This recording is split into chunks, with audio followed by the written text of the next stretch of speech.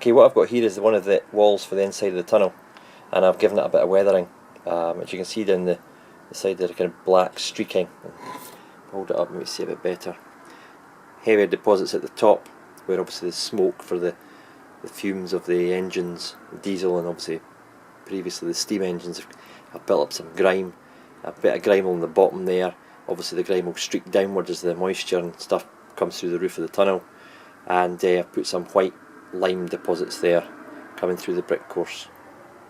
Some streaking down. Very subtle, I didn't want to make it too, ridiculous. So I've done that to all of the inside walls, and they'll get fitted first of all, and then obviously the tunnel mouth, etc. gets put on top. If I take across here to the entrance, this is, that obviously have smoke staining on the brickwork above the entrance for the fumes. Okay, and you can see the difference there between clean and not. Depending on when I've painted it, depending on what kind of grouting or mortaring effect I've got, obviously the thickness and the consistency of the wash that I put over it, which again would be prototypical because different walls with different built at different times with different mixes, and you'd get a variation in brickwork, and even within the same wall you get a variation of the mortar. So I hope that looks okay. Obviously these top bits are still missing, these are continuations of these, I've got ledges to put in there. But we're all kind of getting near the assembly now, which I'll show you in the next clips. And finally the wee gap wall that goes in, that little gap there between the bridge. I've built one of these up tonight. You can see it matches the profile of the other bridges. I've strengthened it with a bit of pine, and it's got the back wall on there, a wee notch to cut into the existing bridge work. That'll be primed and painted up to match the rest. And that will sit kind of beside that. Okay. Okay, what I've got here is the latest on the building of the landscape at the far east end of the layout, where the incline starts, and obviously you can see the incline starting there. What I've done is I've used my Celotex insulation foam. I've cut it into blocks and I've stuck it together, and I've built up the layers to reach the height of here, and you can probably see the lines actually where the joins are. And I just glued it together with some Woodland Scenics foam tack glue, gave it a couple of days to kind of set, and then I've carved it. Now what I used to carve it was a kind of mini surfboard, and that was a Stanley one. I got that for £4 or £5 I think it was out of B&Q. I've also got a longer one for doing longer sections, but that does the job. It's very messy using the Celotex stuff. It's very fibrous and fine, so I would recommend you have a hoover to hand and kind of hoover it as you do it, so it doesn't all obviously go in the air and you inhale it. Also, a benefit for me anyway was wearing rubber gloves, because they're very fine fibres in it, and if they get in your fingers you can't see them to pick them out. They're like invisible splinters, so I would wear rubber gloves when you're carving. Another thing I would put on as well is a face mask if you're doing a lot of it, because it is fine dust and you don't want to be inhaling that kind of stuff. So I carved it to the shape. Obviously some parts are a bit steeper than others, as per as real life embankments. It's not uniformed. I've got a steeper slope here, because of less space, and it goes round to the winged walls of the tunnel entrance there, and I'll take you to that bit in a second. On the left hand side is more of a gentle slope, and again both sides will be kind of realistically shaped when I've put the plaster bandage on it, and any plaster to fill in any gaps and bits that I want to change, and then I'll just paint it and add landscape material, bushes, static grass, plenty of static grass actually, weeds, earth, basically wild undergrowth. Okay, and I might have a fence at some point as well running along the left hand embankment there to stop workers falling down the embankment onto the other rail.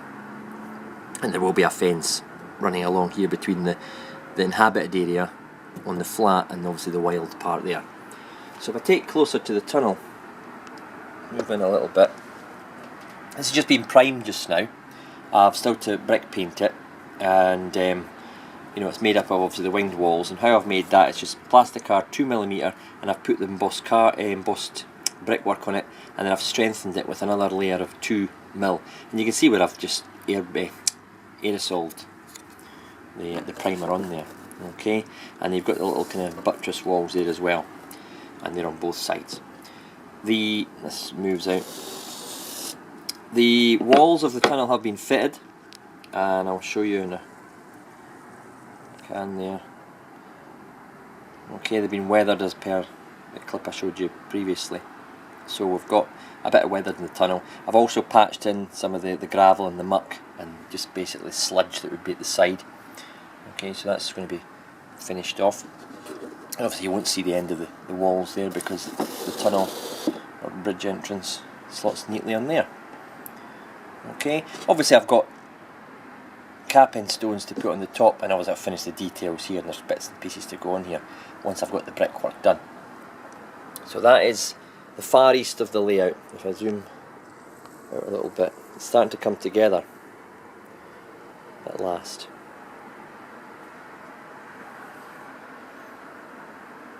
Right, this bit here, where the blue meets the cream, that's quite a steep bit there because there's going to be a wall starting just at the corner here, and there will be a buttress there, and the wall will continue up, okay, until just where that Mark 1 coach is sitting. Okay, so that'll be a wall just to take the weight of the cutting embankment above it. See the straight bit there, it'll continue all the way along, all the way here, and it'll stop where this bit's here, because that's about the size of a man, so it's about a 6 foot wall. And then I've carved this bit into a gentle slope, okay, and as it gets closer to the level it flattens out.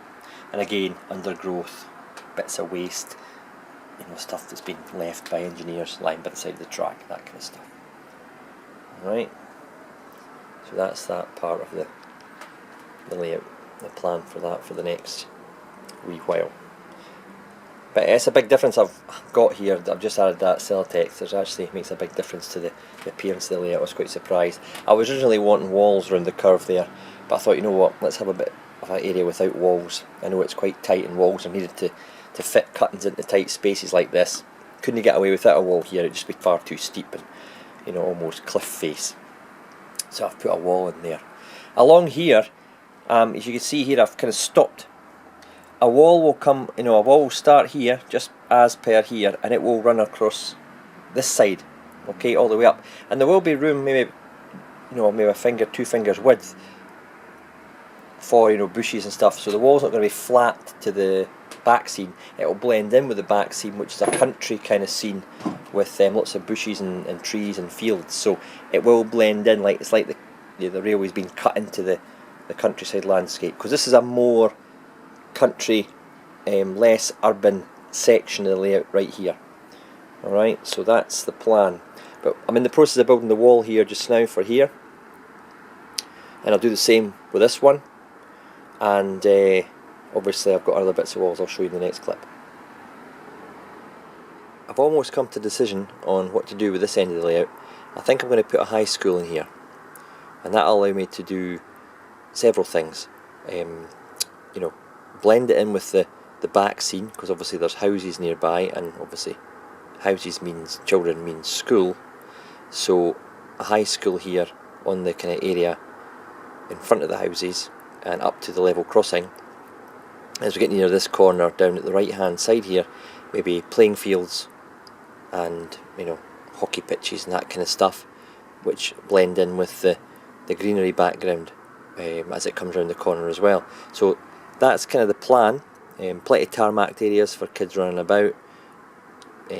Tower block, 2-3 story kind of wings, if you like, for a high school. I've seen one I've got in mind. So what I'll do in the summer is I'll potter about with card models and make them play about with positions. Once I'm settled on the design and the layout, I will get stuck in about making them out of card or plastic card. Not decided yet, but that is kind of from now until the end of the year. I'll be kind of planning this area. Alright, this end of the layout, this corner more specifically. Originally I wanted an embankment kind of down in a kind of lower section here, but that would expose past the bottom of the self-adhesive back scene, so I've kind of got to keep it you know, in a level with this to stop exposing the bottom of the photographic scene. I might put a slightly raised section, raised higher than that, and have some form of structure on it. Okay, I don't know at this stage. This is the first time I've kind of asked for ideas for here. We're looking at around possibly 600mm by 600mm, so you know, a couple of feet. Alright, and it's got to obviously, you know, be realistic. The back scene here will be kind of trees and whatnot, but if I have low relief buildings on it, that'll hide it, but that doesn't really matter. So I'm kind of open to suggestions at this end of the layout, if you could give me your thoughts. It does continue all the way around. I'll move the camera slightly. It will continue all the way around until where the ground falls away for the tunnel entrance there. So there is a bit where you can see the exposed plywood and cork, and it runs all the way around. And again, from that very edge where it falls away to the corner is about 4 feet. Okay, but you know, I might have it on multiple levels with slight embankment, you know, just to kind of give the impression that this raised section has also been cut into a higher landscape on the left hand side. I can go up with the landscape and the levels, but I can't really go further down than the level of the raised section because obviously of the back scenes. Look forward to your ideas and thoughts on that. Right, third area I'm going to talk about is the other side from the other tunnel entrance at the east end of the station. It's this area here. Now as you see the grey board, I've mocked some walls up here. This area here, the wall has a slight outstep here. Okay, I'd want to do that because I want it to kind of go into in line with the tunnel entrance, and it will give a bit of variety with depth on the tunnel there. Same style of brick, same, you know, period of manufacture with the brick and construction, so it's going to be the same kind of colours. This kind of arched entrance here is set at an angle. Shift the camera. It's set at an angle and it goes in. Okay, and obviously it's been brick lined as well, the inside of the tunnel.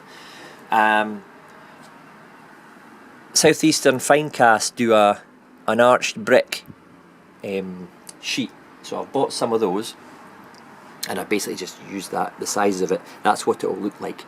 So it's not a square cut top, it's not a girder, it's actually a tunnel. And the thing to the left here is the retaining wall. I'm trying to get it look like it's part of a cutting, you know, I don't want it just stuck and then nothing here. You know, if I have it cut back like that, it may look a bit silly. I don't know, but maybe even if I cut it in further like that, it looks better. So there's a bit of distance there, see? Yeah, maybe that would look better. So, you know, option 2, flush, option 1. Let me know what you think. Regardless of the option there, whether the depth, the distance, whatever, what I'm also thinking is this white piece of paper will be a covered area at the same height or similar height to the other raised section. I might even maybe make it a bit higher. And this will all be infilled with a flat section, so it will kind of continue round. Okay, so I've got an area here to use for, you know, factories or something, or retail units, or, you know, workers' yards, that kind of thing. The 3 tracks here would go under a bridge. This would be a girder of some description. Okay, maybe with a central pillar in there. So this is a kind of single, and that would be a double entrance of the same bridge. This would be the raised area, as I've said, up to around here, possibly a little bit higher. So maybe if I made it a wee bit higher, that would hide the bottom of the tracks there and kind of give the impression that the train was going behind as it zoomed past at eye level. And continues all the way around here. Now this will then have an embankment all the way around, a grassy embankment, and that will go right the way around to the other side of the layout, and this will be a flat section. So this will be part of the flat section. Okay, so there could be access to here via entrances here, if I needed to. With regard to what I'm doing on the flat section, which is behind the camera right now, that's another story. That's a big area as well, and I've got a few ideas for that, including you know, a big kind of supermarket type scenario, or you know, something else in that. I could have a housing estate as well there. So it goes all the way around there, and if I bring it to this side, okay, that is where the raised section would start, and again you'd have the entrance, the girder entrance, and that would allow this to kind of flow down an embankment here, okay, where the Mark IV is sitting. And I've just tied it in with where the angles change on the upper level here. That's a straight section, it angles, and that's an angled section. It would stop there, and that would allow the arched retaining wall that I've got planned for the entire length of the raised section in front of the TMD to start. So you know, it's going to be a different kind of brick as well, so that would allow me just to have that kind of break, if you like.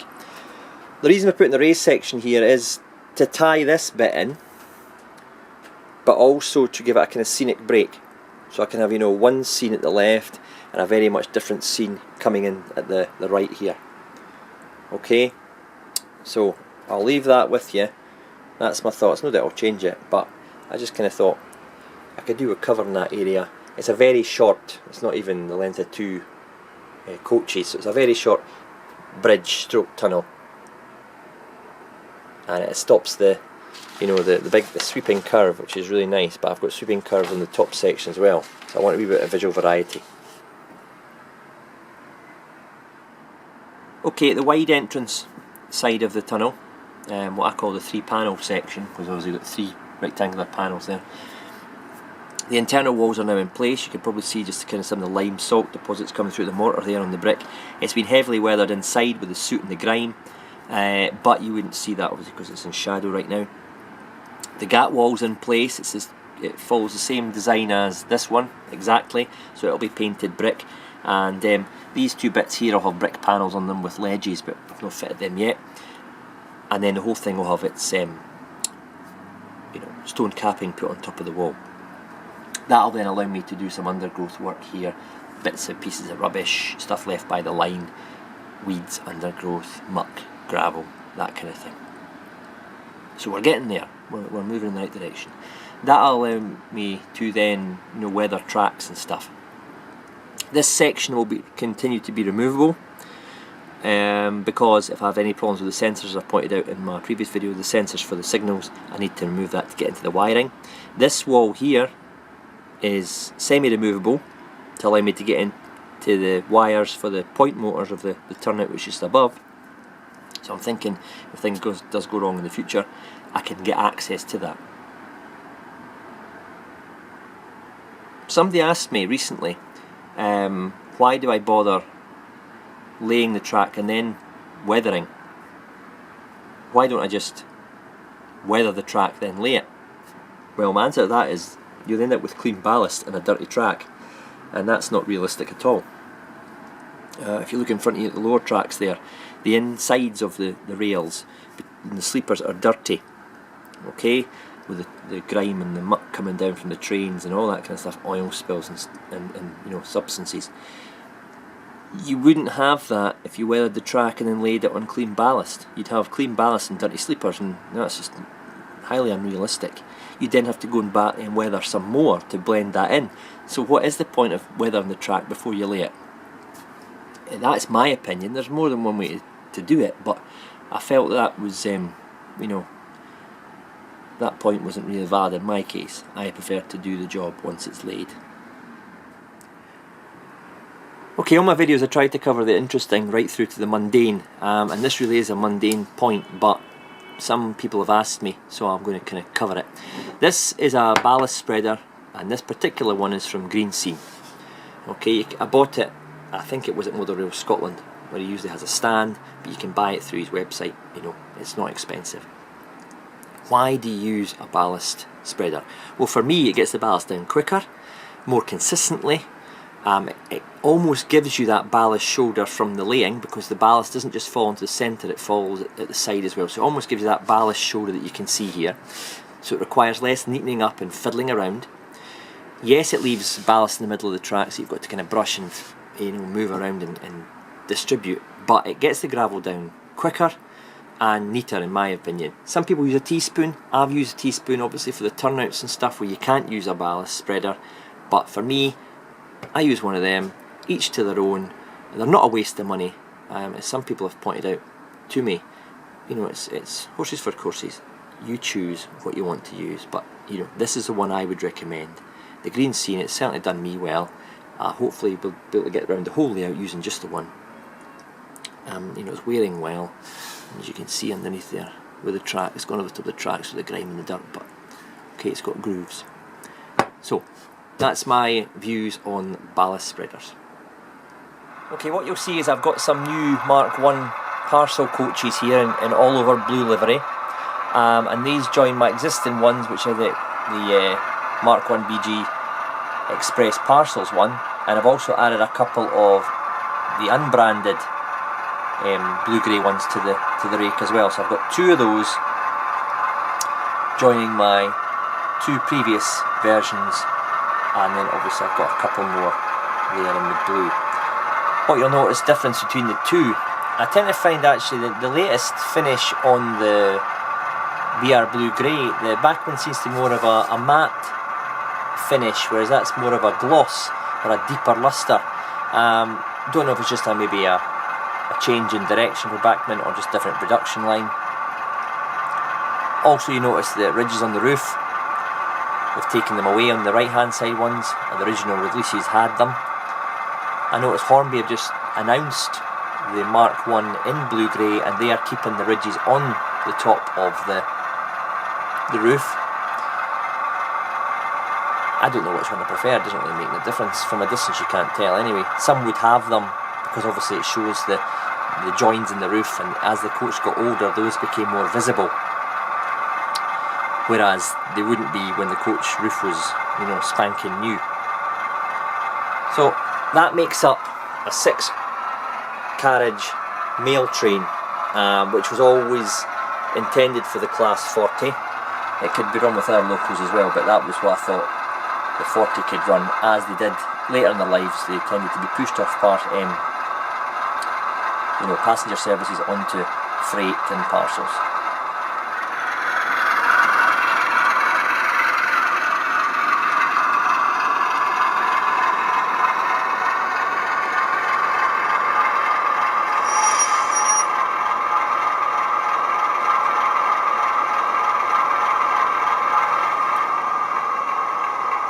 Okay, those of you who keep up to date with the latest releases will have noticed this week that Oxford Rail have introduced new releases for this year, and they will be releasing the Mark 3A coach in ScotRail livery.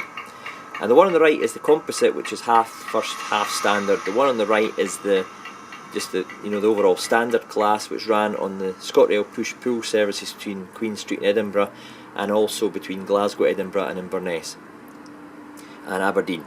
So these coaches were obviously spread around Scotland in the mid to late 80s in this branding, and it's welcomed that at last somebody has come along to replace these ageing Lima ones that I've got that date back from 1988-89, which is, do your maths, it's a long time for them to be on the market without somebody coming up with a more modern alternative. So yes, they will be getting replaced by the new ones, the Oxford ones, with obviously superior detail.